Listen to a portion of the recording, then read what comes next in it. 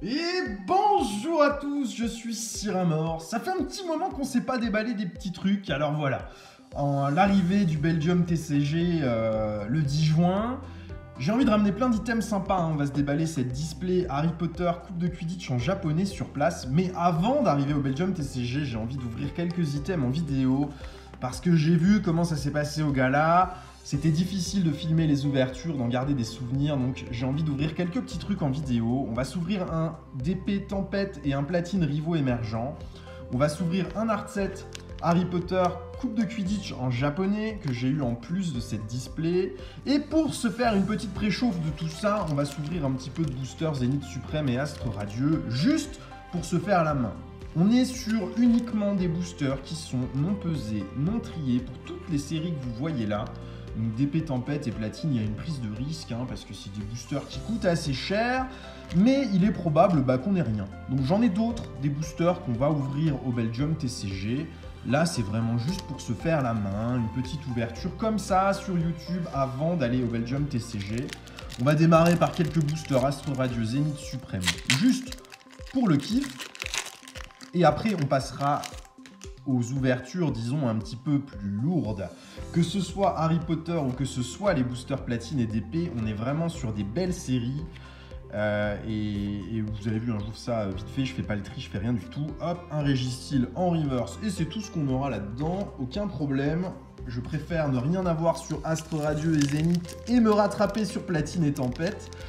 C'est des séries qui me plaisent beaucoup, que ce soit DP ou que ce soit Platine, mais qui sont pas simples à ouvrir parce que ça coûte cher, ces séries-là.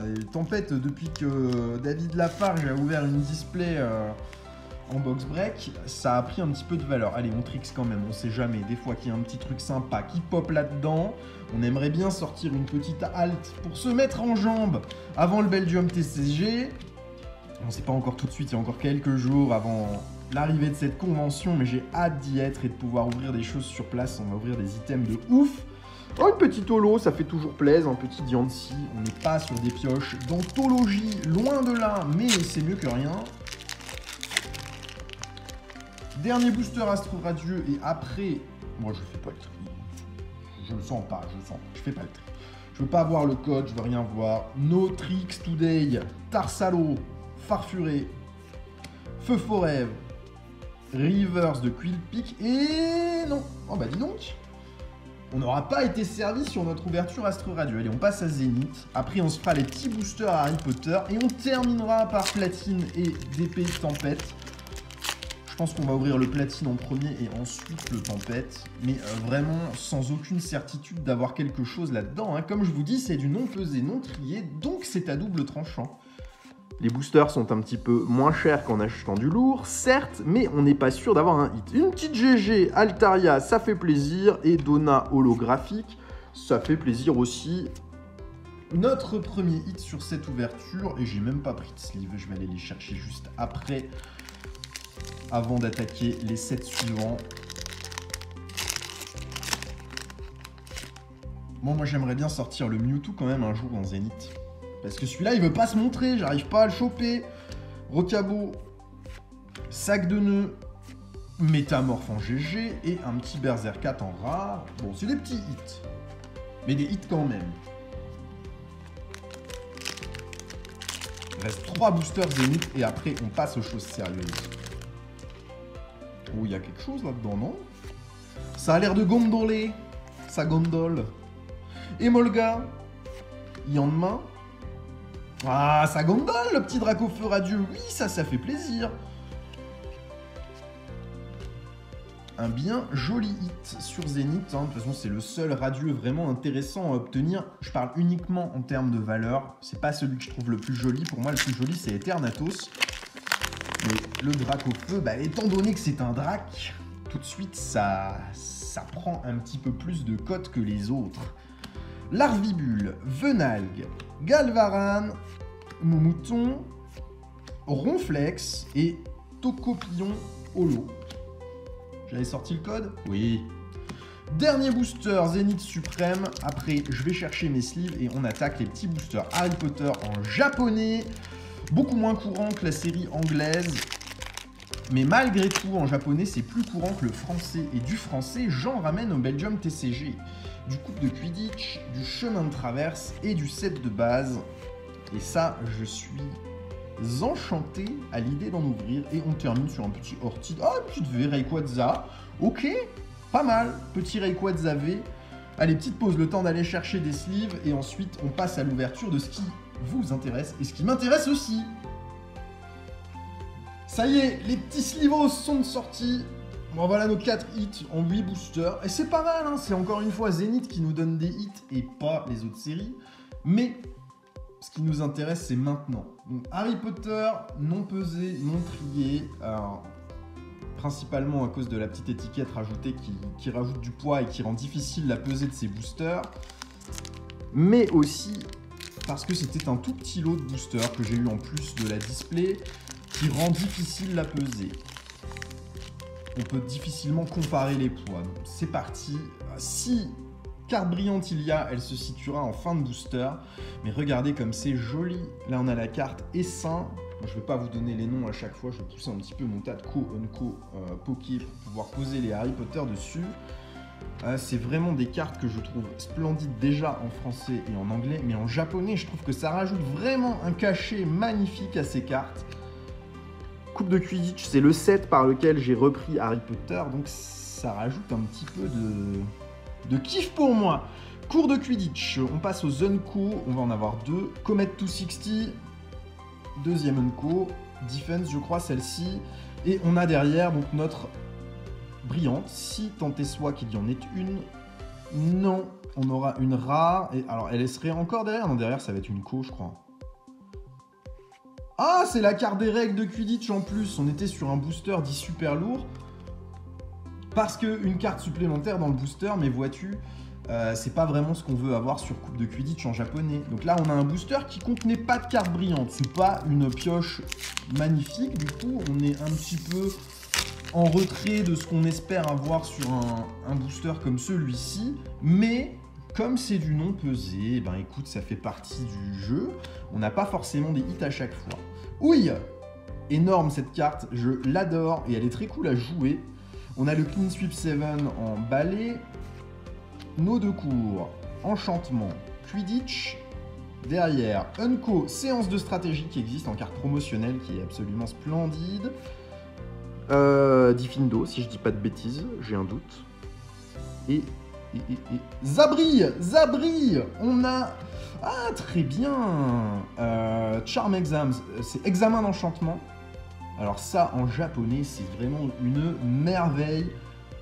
Je trouve que ça apporte vraiment un cachet incroyable aux cartes. Et derrière, on aura Harry l'attrapeur en rare. Et ça, c'est très bien aussi, hein, même si c'est juste une rare simple.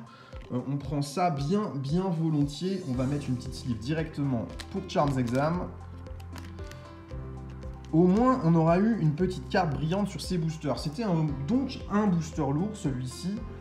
On n'aura pas un booster lourd à chaque fois. Hein. Le ratio était de 1/3. Donc là, logiquement, on ne devrait rien avoir de plus dans le dernier booster. On aura eu notre ratio sur un art set, une brillante. C'est très bien. Après, si on a une deuxième carte brillante, ben, ma foi, on va pas se plaindre. On sera très content. Allez, on continue avec nos cartes Harry Potter. On a que des coups qu'on a déjà eu là. J'ai l'impression qu'on va avoir à nouveau quelque chose qui brille parce qu'il y avait une commune en moins par rapport au premier booster. Ce qui veut dire Unco, Snape's Bias, c'est quoi ça? Favoritisme de Rogue, celle-ci je crois. Et derrière, on a effectivement une foil. Et nous avons, je sais plus son nom, chaudron en or je crois, ou chaudron en étain. Bon, c'est tellement beau en japonais. Tellement beau. Donc deuxième foil et derrière on a pas le temps de jouer ou devoir, celle-là je sais plus. Pas le temps de jouer je crois en français. Je confonds les noms, hein. Autant en anglais t'arrives à faire une petite traduction comme ça vite fait, mais alors sur le japonais c'est pas du tout la même. Et l'effet brillant est le même en japonais qu'en français, mais avec cet alphabet japonais, je sais pas comment appeler ça, les petits sigles. Ça donne un effet absolument splendide. Je suis très content de cette carte. Les cartes sont comme en français, imprimées de la même manière. Donc on retrouve des petits défauts d'usine, des petits points blancs. C'est normal. Enfin c'est normal. Non, c'est pas normal, mais c'est comme ça en tout cas. Bon, On passe aux choses vraiment sérieuses maintenant, parce que les petits boosters Quidditch en japonais, c'est très bien, c'est des jolies cartes. Mais là, on passe encore une étape. On va commencer par le platine et on se garde le tempête pour la fin. Platine, rivaux émergents. Bon, on est sur une série qui commence à dater un petit peu. Est-ce que l'année est notée dessus? Je sais plus de quand ça date, moi, ça. Allez. Non, je le vois pas. Bon. 2009. Donc petit booster de 2009. Platine, rivaux émergents. Moi, c'est des séries que j'affectionne tout particulièrement. Hein. Platine, diamant et perle, je trouve qu'il y a des hits absolument magnifiques et que les cartes sont un petit peu sous-cotées sur ces séries. Autant, c'est pas le cas pour les boosters qui sont très chers, mais les cartes sont encore... Oh, c'est pas en très bon état, ça. Les cartes sont un petit peu bend à l'intérieur. Ah ouais, non, il est complètement flingué, le booster, là, mettre ça. Bon, c'est un petit achat vintage, ça. Il a dû ramasser le booster. C'est pas grave, on va quand même se le faire. De toute façon, j'ai déjà accepté la commande, je pourrais pas revenir dessus. Mais si j'avais vu ça, on n'en serait pas là. Radar SP, la mission de Lucio. Smogogo en commune. Capidextre. Bon, j'espère du coup qu'il n'y a pas un niveau X derrière qui traîne, parce que ça ferait yesh. Goinfrex, Fogler. Nidorino. Reverse, peu commune. Oh là là là là. Ah, c'est con que les cartes soient abîmées, parce que celle-là, elle est vraiment magnifique. Bon, au moins, c'est pas du recollé, hein. On va prendre le côté positif, mais ouais, c'est triste d'avoir des cartes dans cet état-là. Et en dernière carte, on aura Raichu en rare, qui est une très très belle carte, un Pokémon de champion. Mais regardez l'état de la carte, c'est juste pas possible. Hein. Ça, c'est déglingué, quoi. Là, tu peux pas rattraper ça, c'est pas juste un pli. Enfin, c'est pas juste courbé, c'est vraiment... c'est abîmé. C'est abîmé. J'ai un deuxième booster, rivaux émergents, mais qui vient pas du même vendeur. Donc, normalement, on retrouvera pas ce défaut-là dessus. C'était un booster que j'ai acheté seul à un vendeur. Et je suis un petit peu déçu de l'état des cartes là-dedans, hein, clairement. Par contre, très très belle reverse malgré tout, que je vais tout de même mettre en binder parce qu'elle est très très sympa. Mais il est vrai que quand tu achètes des boosters comme ça, tu t'attends à avoir un petit peu meilleure qualité de cartes. Sur le booster Tempête, ce ne sera pas le cas. C'est des boosters qui sortent de display. Alors peut-être que le booster sera léger, hein, c'est tout à fait probable. En prenant un booster comme ça, il y a très peu de chances d'avoir un booster lourd. Mais malgré tout, dans des séries comme Diamant et Perle, même si le booster est léger, on peut avoir une secrète à la reverse. Alors elles sont pas courantes, hein, les secrètes qui tombent à la reverse, c'est des secrètes shiny. J'aimerais beaucoup que ce soit le cas et qu'il y en ait une, mais c'est très compliqué à faire sortir ces choses-là. Par contre, les cartes sont dans un bien meilleur état que sur le dernier booster, et ça, c'est déjà une très bonne nouvelle. On a des cartes en état neuf, sorties de display. Allons-y, on va le déguster un petit peu, ce booster. Ténéfix. Pokécoup Plus. Pas ouf.